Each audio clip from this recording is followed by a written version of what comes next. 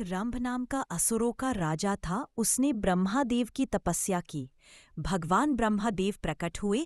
ब्रह्मादेव से उसने वरदान में मांगा कि उसे ऐसा पुत्र मिले जो तीनों लोकों में राज करे, देवता उसके सामने टिक न पाए। भगवान ब्रह्मा ने कहा कि यह विचित्र वरदान है, इसलिए उसके पुत्र की उत्पत्ति विशेष तरीके से होगी, और तथास्तु बोलकर अंतर्ध्यान हो गए। एक बार राजा रंभ जंगल में यात्रा कर रहे थे।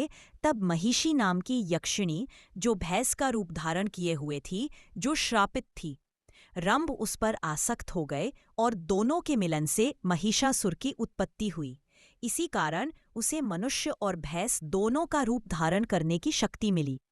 वह कभी असुर, कभी भैंस और कभी अर्धमानव अर्ध भैंस के रूप में युद्ध करता था। बड़े होकर महिषासुर ने तपस्या करके भगवान ब्रह्मा से वरदान पाया कि कोई भी पुरुष, देवता या असुर उसे नहीं मार सकता। उसने चालाकी से यह वरदान लिया क्योंकि उसे विश्वास था कि कोई स्त्री उसकी बराबरी नहीं कर सकती। इस वरदान से गर्वित होकर उसने देवताओं पर आक्रमण किया, स्वर्गलोक जीत लिया और इंद्र सहित सभी देवताओं को वहां से भगा दिया। देवता बहुत भयभीत हो गए और भगवान ब्रह्मा, विष्णु और महेश के पास जाकर प्रार्थना करने लगे। देवताओं की पुकार सुनकर त्रिदेव ब्रह्मा, विष्णु और महेश ने अपनी अपनी दिव्य शक्तियों का तेज एकत्र किया। सभी देवताओं के तेज के मिलन से एक अत्यंत दिव्य, अद्भुत, तेजस्विनी स्त्री का रूप प्रकट हुआ। वही थी माता दुर्गा। देवताओं ने माता को अपने अपने दिव्य अस्त्र शस्त्र दिए। भगवान शिव ने त्रिशूल दिया, भगवान विष्णु ने चक्र दिया, इंद्र ने वज्र दिया, वरुण ने शंख दिया, अग्नि ने शक्तियां दी, यम ने दंड दिया और हिमालय ने सिंह को वाहन स्वरूप प्रदान किया। माता दुर्गा सिंह पर आरूढ़ होकर युद्ध भूमि में पहुंची।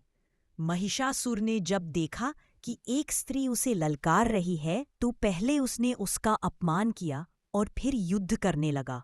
यह युद्ध 9 दिनों और 9 रातों तक चला। हर बार महिषासुर अपना रूप बदलता, कभी भैंस, कभी हाथी, कभी सिंह, कभी मनुष्य, लेकिन माता हर बार उसके रूप का अंत कर देती। 10वें दिन महिषासुर ने अपना भैंस का रूप धारण किया और माता पर चढ़ दौड़ा।